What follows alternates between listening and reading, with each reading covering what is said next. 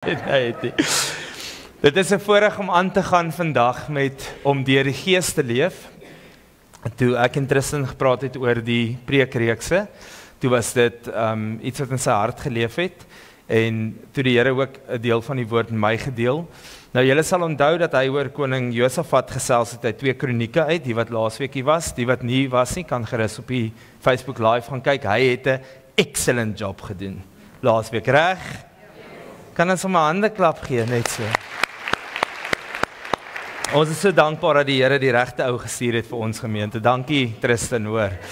So ek moet vandag aangaan met die reeks. Die jongman het dit gekies, so nou moet ek by die Here hoor om in te pas by die reeks. Pastoor Dion weet mos hoe werk dit nou, nee. Toe ek so stil raak en die woorde om te leef deur jou gees of deur sy gees, toe besef ek net dat die antropologie van die mens, die samestelling van gees, siel en liggaam, is die deel wat ons verwar baie keer. Want ons wil so graag, as ek hierso vra, wie wil na God se gees en jou eie gees leef, gaan almal sê ek. Ek soek die oorwinning, ek wil by die Here se voete sit, ek wil spreek en dit gebeur, ek wil my hande oplê en duiwels moet uitgedrywe word. Is daar van julle wat dit wil hê? Anders moet ons maar stop. Die ander lyk my is happy met die vlees. As ons lees in Kolossense, dan sê hy, die vlees het kenmerke. Dis 'n sekere manier hoe ons praat. Dis 'n sekere leefstyl en waardes wat gekoppel word aan jou vlees. En terwyl ek so stil raak, en ons gebruik baie keer die term, dan sê ons daar's 'n instink, 'n spiritual instinct, or it's the discernment, or it's the Spirit of God speaking to me. And then I go left or right to do what God says. But for the flesh, it is impulses. Want het jy agtergekom, hoe moeilik is dit om jou vlees te tem? Daarom sê die woord, leef na die gees, en dan gaan jou vlees al hoe swakker raak. Moenie probeer om jou vlees swakker te maak nie. Want hoe meer aandag jy aan daai vlees gee, hoe sterker word hy. En dan mis ons uit op dit wat God beplan het. Because this world we are living in is a spiritual world. It's not one of fleshly human beings. Besef jy dat die geveg waarin jy is nie teen jou vrou of jou man of jou kinders of jou ouers of jou werksmense of kollega, dit gaan oor 'n geestelike oorlog waarin ons is. And if you're not living in the spirit, you will discern it wrongly. And you will ruin relationships when you try to stand up for yourself instead of submitting under the word of God. Dis hoekom die woord sê, en dis alles nog nie op die notas nie, maar dis hoekom die woord sê, draai die ander wang. Jy kan slegs die ander wang draai as jy na die gees leef. Want ons vlees maak gereed. En hy wil reageer. Terwyl jou gees moet leiding neem en moet sê, humble yourself before the Lord. Wat sê Tristan, my boetie en my sissie? Jy hoef nie altyd reg te wees nie. Jy hoef nie altyd reg te wees nie. Partykeer gaan die gees van God jou lei om te humble. Want Jesus was aan die kruis reg, maar hy het dit nie gesê nie. Hy het stil gebly. En hy het gesê in die gees, Vader, vergeef hulle, want hulle weet nie wat hulle doen nie. As ons na die woord toe gaan, die eerste teks is nie op die bord nie, is Efesiërs 3 vers 20 en 21, and I want to read it out of the Amplified. It says, now to him who is able to carry out his purpose and do super abundantly more than all that we can dare to ask or think, and dan sê dit, infinitely beyond our greatest prayers, hopes and dreams. Dan sê dit, according to his power that is working within us. Wanneer jy na die gees leef, gaan dit oor God se gees in jou. En dan kom ons by die eerste teks in Sagaria, wat so bekend is, and I'm reading out of the NIV. This is the word of the Lord to Zerubbabel. Not by might, nor by power, but by my spirit, says the almighty. Nie deur krag nie. Al hierdie vleeslike dinge word geëlimineer en dit sê ons gaan deur die Gees funksioneer. Nou om vandag se deur die Gees te leef te staaf, gaan ons kyk na Elia se lewe. The life of Elijah. I want to read a few portions of scriptures out of 1 Kings, and we're reading in 17, 18 and 19. If we look at the life of Elijah, there was miraculous things that happened through his ministry as a prophet. Elijah came to the king and he said to Ahab that it will not rain in this land. Once I come and pray, God will send the rain again. So die eerste ding wat ek wil sê, as Elia deur die Gees leef, gaan hy nuus oordra wat nie lekker is nie. Hy gaan nuus moet oordra wat hom op die spel sit. Hy gaan nuus oordra aan mense wat in hoër posisies as hy aangestel is om te sê dat God sê, hier kom 'n moeilike tyd vir julle wat voor lê. And then after that, it was the whole Baal prophets at the Mount Carmel. We'll talk about it now. And God did a miracle there. And after that, Jezebel said that I will kill you like you killed the 400 prophets of Baal. And he went into a cave. And the word said he became depressed. Hoor gou, van die grootste wonderwerk na 'n plek van depressie, omdat hy vervolg word. Wanneer hy na daai grot toe gegaan het, het hy klaar gebid dat dit reën en dit het begin reën. Julle onthou die klein handwolkie. En hy sê kom 'n belofte. God gaan die reën stuur. En voordat hulle onderkom, het God die reën gestuur. Nog steeds sê Jezebel dat hy gaan jou doodmaak. En dit sit hom in 'n plek van depressie. Ons gaan lees, wat doen jy dan? Want as ons sê deur die Gees leef, het ek begin daarmee, ons sal net hande oplê en wonderwerke en krag en vuur sien. But to live by the Spirit, Tristan said last week, we must wait and call upon the Lord. Vandag wil ek vir jou sê, daar gaan wonders en tekens wees, maar daar gaan tye wees waar jy moet stil bly. Daar gaan tye wees waar jy moet stil staan, waar jy nie in die geveg kan deelneem nie, want jy leef na die Gees en nie na die vlees nie. Ek spot altyd en sê ek, as ek in 'n konfrontasie kom en sê ek, jy moet pas op dat my bloedlyn vloek nie wakker word nie. Want ouens, ek kom uit 'n rowwe familie uit. Ek onthou toe ek met die klomp jeug, toe daar 10 matriekseuns my op die mat by die jeug, die grillerigste mat wat ek in my lewe gesien het hulle my probeer aanvat. En ek het daai 10 matriekseuns plat getrek en is 2 geveg. En hulle sê, "Jo Alex, ons wil nou nie sê jy lyk sag of jy kan nie beklei nie, maar hoe het jy so sterk geword?" Toe sê ek, "My boetie is 3 jaar ouer as ek en ek het gefight vir survival my hele lewe lank." Die wat ouer broers het, hulle hou jou onder die water, totdat hulle dink jy hou opskop, dan bring hulle jou uit en vra vir jou ma, "Wat het gebeur? Ek het hier ingekom toe sy blou." Jy fight vir survival. Ek weet dat ons vlees leer habits aan. Die counselor het vir my gesê, toe ek op 19 gaan vir bevryding, toe sê die counselor, "Alex, onthou net, jy gaan nie in 18 jaar afleer, in 1 jaar afleer wat jy in 18 jaar aangeleer het nie. Ons is gemaak, ons is aan mekaar gesit, so om na die Gees te lewe, gaan ek vandag vir jou sê, gaan nie altyd goed gaan nie. Dit gaan nie maklik wees om teen jou vlees te beklei nie, maar vandag wil ek vir jou sê, jy hoef nie. Raak net stil, en God gaan intree, om deur jou Gees jou te versterk. Ek hoor 'n mooi aanhaling van Tamron Clintworth. Sy sê, "The power has not kept me going. It was a living, loving relationship with God." Die krag en die wonders hou ons nie aan die gang nie. Dis wonderlik. En dis vir mense om tot inkeer te kom. Maar kerk, ek sê weer vandag, As jy net die wonders en tekens soek, het jy 'n probleem. Jy moet 'n verhouding met die Here hê. Jy moet 'n verhouding met die Here hê, wat nie altyd alles is wat jy vra en wat jy sê nie. Dit is nie altyd bonatuurlik nie. Daar is geleenthede.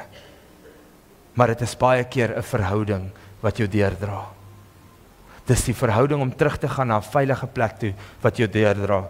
En dit het nogal vir my ook baie beteken. So kom ons lees in 1 Konings 17 die lewe van Elia, 'n man wat gelei is deur die Gees.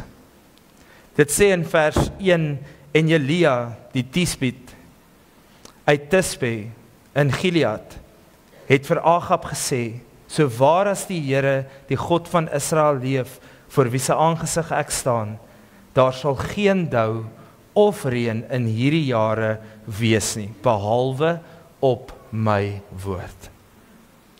Nou kom ons gaan gou in op dit. Moes jy al 'n boodskap oordra wat nie hoop was nie? Moes jy al vir iemand sê, die Here sê, hier kom 'n moeilike tyd, maar jy moet vashou. Julle, die bekendste teks in Jeremia 29:11 is voor 'n 70 jaar ballingskap. Ons gaan nie altyd die goeie nuus oordra wat mooi en sag is nie. Ons gaan partykeer 'n moeilike boodskap moet oordra. En dis vreemd. Dis maklik om die moeilike boodskap aan ons geliefdes oor te dra. Dis maklik om in jou binnehuis te sê, hier kom 'n moeilike tyd. Maar vir die wêreld daar buitekant, en ek praat as 'n pastoor, is dit moeilik om te sê, hierdie God van liefde gaan jou deur 'n moeilike tyd laat gaan. Want sy eerste prioriteit is jy. Jy moet by hom uitkom. Hy gaan nie vir jou iets gee wat jou wegdryf van hom af nie. Hy gaan jou naby hou. As hy jou situasie red en hy verloor jou, gaan hy nie jou situasie red nie. Luister gou.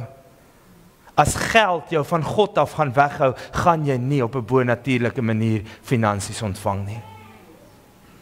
Hy gaan dit naby hou. So die nuus is nie maklik om oor te dra nie. Dis moeilik om te sê dat so spreek die Here, hier kom 'n moeilike tyd. Maar ek wil vandag sê om deur die Gees te leef, vat dapperheid en oortuiging. Jy moet weet dat jy weet, God sê. En jy moet dit met dapperheid oordra. Ek dink toe vinnig aan deur die Gees lewe, hoe dit gegaan met Elia in daai land. Kan julle dink, die eerste ruk dink hulle, ag, dis net seisonaal. Die eerste ruk dink hulle, ag man, die man het net gepraat, die reën sal in elk geval in die 10de maand of 11de maand kom. 10de maand en die 11de maand gaan verby. Die 2de jaardag op en ons geen dou of reën nie, besef julle, teen daardie tyd het alles dood gegaan. Hulle het nie kos om te eet nie. Daar kom 'n hongersnood in die land. Die 2de jaar geen reën nie, geen dou nie. Nou begin hulle sê, wag bietjie. Wat het daai Elia man gesê? Het hy nie dood uitgespreek oor ons nie? Die 3de jaar, die 4de jaar, wat mense bankrot speel, waar hulle, as julle net gekyk het na wat aangaan in die Noord-Kaap, as jy sien hoe diere in die veld dood lê, omdat hulle verskroei in die son, en omdat hulle geen water het om te drink nie, dan besef jy die erns van hierdie boodskap van Elia. Dis nie 'n Bybelkinderverhaal nie, dis 'n realiteit. Hierdie boodskap was 'n moeilike een om oor te dra. Maar hy het dit met dapperheid gedoen. Dan lees ons verder van die berg van Karmel. En die wat nie die storie so goed ken nie, hulle het Elia uitgedaag vir sy God. En Elia het gesê, reg, kom ons bring al twee offer. Julle 400 Baal-profete, bring die offer. Al wat julle nie mag doen nie, is julle mag nie die vuur aansteek nie. Julle gode moet die vuur aansteek. En hulle het begin bid. Die woord sê dat dit 'n bloedbad was om hierdie offer. Mense het nie net gebid nie. Mense het hulle self begin sny. Mense het hulle self begin gee om te bid dat hierdie Baal God hierdie vuur aan die brand steek. Want Elia sit onder 'n vraagteken van die droogte in ons land. Dis sy skuld. Ons moet hom bewys dat ons God groter as syne is. En wat gebeur?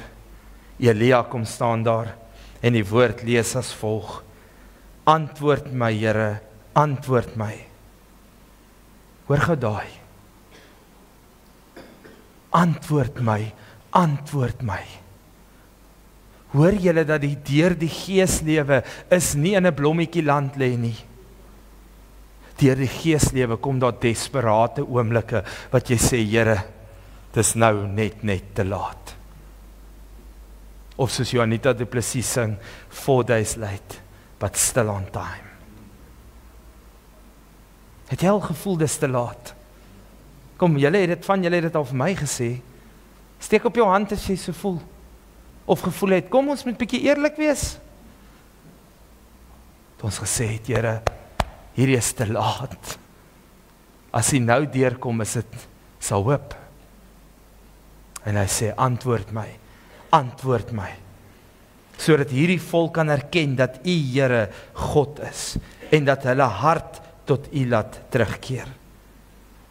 Hierdie wonderwerk was nie vir hom nie, dit was nie oor sy posisie nie, dit was oor wie God was. En daai offer word aan die brand gesteek.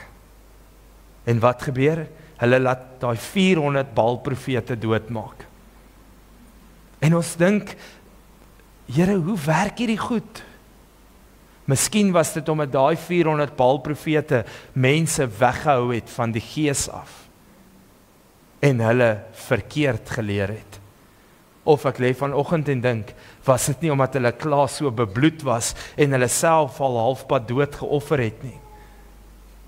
En dat hulle op daai manier doodgemaak. 400 Baal-profete word doodgemaak.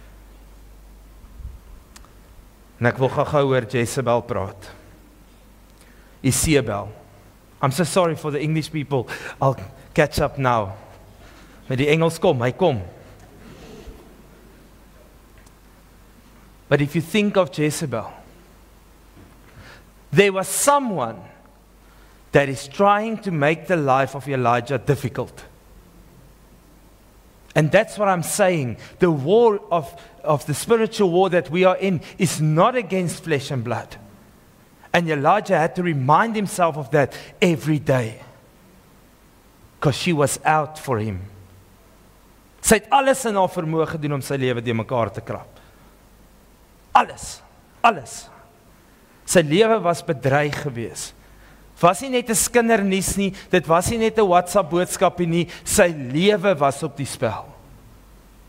En sy sê, jy het hierdie boodskap gebring, toe het jy die Baal-profete doodgemaak, nou gaan ek jou doodmaak. And the word says, in the same way that you have killed the prophets, I will let you be killed. In the same way I will kill you. En hy gaan in daai grot in. En dit bring ons by die tweede deel. Wanneer hy in daai grot ingaan, isoleer hy homself voor God. And we tend to think, if you live by the Spirit, it's a spiritual warfare all the time. But he became quiet before the Lord. En wat sê ons vir mense wat stil raak, wat depressief raak? Kom uit dit uit. Dink anders, God is in beheer. Is ek reg of is ek verkeerd? On spiritual language. God stuur 'n engel om Elia te bedien in die grot met kos. How did God deal with that depression? The angel came, woke him up, said, Elijah, you need to eat. And the food was ready for him, bread on a hot rock. The next day, God sent the angel again, because he was just sleeping. Wie van julle het al net geslaap? Want die lewe is net too much. Woke him up. Elijah, you need to eat. And the food is provided. By being quiet, he sat at the feet of God. And when he came from there, it says in 1 Kings 19, verse 11 to 12, the Lord said, go out and stand on the mountain in the presence of the Lord, for the Lord is about to pass by. Then a great and powerful wind tore the mountains apart and shattered the rocks before the Lord, but the Lord was not in the wind. After the wind, there was an earthquake, but the Lord was not in the earthquake. Hoor julle Pinkstermense, dis nie hierdie groot bewegings gewees nie. Hoor gou hierso. After the earthquake came a fire, but the Lord was not in the fire, and after the fire came a gentle whisper. Hoe lyk deur die Gees leef? Partykeer is dit net 'n sagte briesie. Partykeer kom God net fluister. But if we are so busy fighting in this world, we will not hear him when he whispers to you. Jy gaan dit mis. Jy gaan dit mis. T.D. Jakes het 'n baie mooi ding in sy preek gesê wat ek geluister het oor die naweek. Hy sê, it was not the people waiting for God in the upper room. It was God waiting for the people. God het in Handelinge 2 gewag vir die mense, want julle sal die woord onthou wanneer hy sê in vers 4, en hulle het eendragtig by mekaar gekom. In the moment that there was unity, God gave the blessing of fire like tongues. And he gave a spiritual, amazing miracle for all those people sitting in the upper room. Hier kom God weer en hy begin met 4 mense bedien. Wanneer hulle stil raak en in eenheid by mekaar kom. In die Gees leef, sê ons moet regmaak. In die Gees sê ons moet ons verhoudinge regryk. In die Gees leef sê, dis nie net geestelik nie, dis ook hier. Want ons probeer so geestelik leef, dat ons geliefdes ons mis. Ek het nou die dag vir iemand gesê, jy het so geestelik geraak, jou man gaan nooit weer by jou kan uitkom nie. En dit gaan nie oor jou verhouding met die Here nie, dit gaan oor die goedjies wat jy doen. Los die goedjies wat jy doen. Dit help nie, jy bid in die kamer dat die vuur val, maar buitekant ignoreer jy jou man nie. God gaan nie die tonge van vuur oor jou huis laat val nie. You need to restore the relationships in your life so that God can bless you with his presence. Ons kan nie meer so geestelik raak dat mense ons mis nie. Living by the Spirit is to be unified, be in unity. Iemand sê nou die dag, en toe het ek die grapie by 'n troue gister gemaak vir die mans, toe sê ek, jy sal definitief een van die fights wen, of ten minste dink jy het gewen. As hulle stil bly, dan dink jy het gewen. Hulle reload. You will win the battle, but you will lose the war. Is ek reg? Nee, ek joke, dis nie by ons huis. Ai, gelukkig eet ons by ander mense vandag. Soos ek kan nie weier om vir my kos te maak. Sometimes you just need to put the battle aside. Because the war is not against this person. So that God can bless you in your spirit and strengthen you in your spirit. Ek wil so graag op dit ingegaan het, but let's leave it for Pentecostal, the time of Pentecost. We will share about tongues. I prepared a whole lot of where the word comes from, how the power works, but definitely in Elijah's life. Living by the Spirit, there was quiet moments, there was miraculous moments, and there were moments of reprimandment where he had to go and say things that's not nice. But he had to say it, because God said so. So daar's hierdie 3 goeters. Elia het wel groot wonderwerke gesien gebeur, maar Elia het ook stil geraak. En Elia moes ook 'n moeilike woord oordra, dit was alles deel van sy lewe. Laasweek het Tristan verwys na die woord kava, wat beteken to wait or to hope in. Today I want to go to the scripture well known in Psalm 46, and it's in verse 10 in the NIV in vers 11 in die ou vertaling. Be still and know that I am God. Hoor gou wat sê die woord. Die woord in Hebreëus vir be still is harpo. Die stamwoord van harpo is Rafa. Het julle al gehoor? Yahweh Rafa? The God who heals? Hoor gou wat beteken die woord stil raak. To let go, to slacken, to relax, to become weak, to cease and to stop. Hoor julle hierso? Om stil te raak, beteken jy moet stop. Nie wip nie, stop. To become quiet means to stop. Trek 'n lyn in die sand en sê dis verby, dis klaar. Hieraan kan ek niks meer doen nie. En wat doen ons dan? Gee oor aan God. And what happens in Yahweh Rafa? He comes and heals you when you put it aside. Hy restore nie die relationship dadelik nie. He heals you to restore the relationship. And then the unity is there so God can bless you and let you rise up with power. En ek wil afsluit om te sê, Handelinge 1 vers 8 sê, en die krag van die Here het oor hulle gekom om 'n getuie te wees. Weet julle wat se probleem? Ons soek die krag, maar ons getuienis is daar ver. Living according to your flesh is sometimes religion. Julle, ons kan so godsdienstig wees. The flesh, want dink gou, julle kom nou nie almal uit die AGS kerk van vir ewig af nie.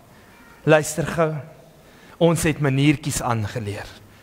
Julle dink daar's by die NG kerk, maar julle moet ons maniertjies sien, jong. As jy met 'n klomp pastore te doen gekry het, pastoor Dion, help my uit hierso. Jong, ons het dieselfde taal gebid, ons het dieselfde beweeg, ons het geloop. Daai mat het so deurgeloop, jong. Ons lyk almal, as jy jou oë toemaak, sê jy dink is dieselfde mens. Ons het habits aangeleer. Ek wil vandag vir jou vra, sit neer die habits. Dis nie in die gees nie. Dis aangeleerde vlees. And the world knows the difference.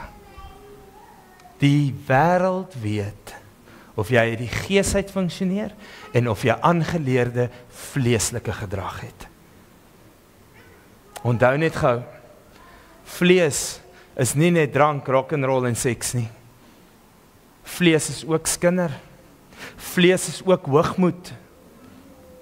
Living by the Spirit is nederigheid, lankmoedigheid. Daar is die vrug hier binne. Hoe lyk jou lewe? Lewe na die gees is nie net vuur wat val nie. Partykeer moet jy stil raak. 'n Lyn trek, toelaat dat Yahweh Rafa jou gesond maak, sodat jy kan uitgaan om daai krag van die Here te beleef. En ek kom terug na daai vrou se woorde toe, wat my absoluut geruk het. The power has not kept me going. It was a living, loving relationship with God. Dis hoe jy na die gees lewe. Ek gaan vra dat die worship team vorentoe kom, asseblief julle. En ek wil jou uitnooi vandag. Vandag wil ek nie hê jy moet sonde aflê nie. Vandag wil ek hê jy moet draai. Jy moet wegdraai van jou vlees af. Die beste hoe ek dit vir kinders verduidelik, as ek hulle sien vir berading, dan sê ek, daar's 'n swart hond en 'n wit hond binne in jou. Ongelukkig voer die swart hond homself soos 'n rondloper hond. Hy eet enige iets en hy word sterk. Maar hierdie wit hond hier binne in ons is soos daai klein hondjies, ek weet nie of julle sulke het nie. Maar hulle is soos my vrou, dan sit die 2 hondjies, dan sit die 2 kinders, dan sit arme ek skilpad. Daai hondjie wat net sekere pilletjies eet. Daai hondjie wat nie ons eet nie van die vloer af nie. Jy gooi nie iets vir hom nie. Jy moet dit in jou hand hou en partykeer nog selfs die sout aflek, want dis te sout. Hoor julle hoe werk hierdie wit hond? Hy is nie so maklik om te voer nie. Dit vat tyd in die teenwoordigheid van die Here. Dit vat tyd in die woord van God. Dit vat afsondering, is 'n moeilike prys om te betaal. Dis 'n stil bly, as jy soveel het om te sê, jou saak staan so sterk, maar die Here sê, bly stil. Jy gaan nou niks sê nie. Die wit hondjie is so moeilik om te voer, en die swart hond word so vinnig sterk. En dis jou vlees en jou gees. Jy moet ten minste hierdie wit hond 3 keer kos gee, voordat hy naby kom aan die krag van hierdie swart een. Maar jy voer hulle. Jy sit die bakkies uit. Al wat ek jou vra is, draai net weg van jou vlees af. Gister het die Here in die kar vir my gesê, you have to lay down your pride. Ek sê, Here, ek is mos nie 'n trotse mens. Die Here sê, maar jy wil reg wees. Jy wil altyd reg wees. Partykeer is jy reg en jy hoef dit nie te sê nie. Want ek wil na die gees lewe. Vir my vlees af lê. Wil julle uitnooi. As jy wil wegdraai van die vlees af, en die Here het baie pertinent vir my gesê, daar's 'n oorlog nou aan die gang in jou binnekant. Jy wil so graag sê. Jy wil so graag sê. Die Here sê jy moet wegdraai. Bekering is nie net wegdraai van sonde nie. Bekering is 'n nuwe rigting van geesleef. Die Here sê vanmôre, be still, wait, and let Yahweh Rapha come and heal you where you are, so you can do what you have to do. As jy wil reageer op daai uitnodiging, almal kan hulle oë sluit, wil ek hê jy moet opstaan en so graag saam met jou bid. As jy wil sê, Here, ek wil net wegdraai. As dit vir een persoon is, meer as genoeg. Ek wil net wegdraai van die vlees af. Ek wil net wegdraai van die vlees af.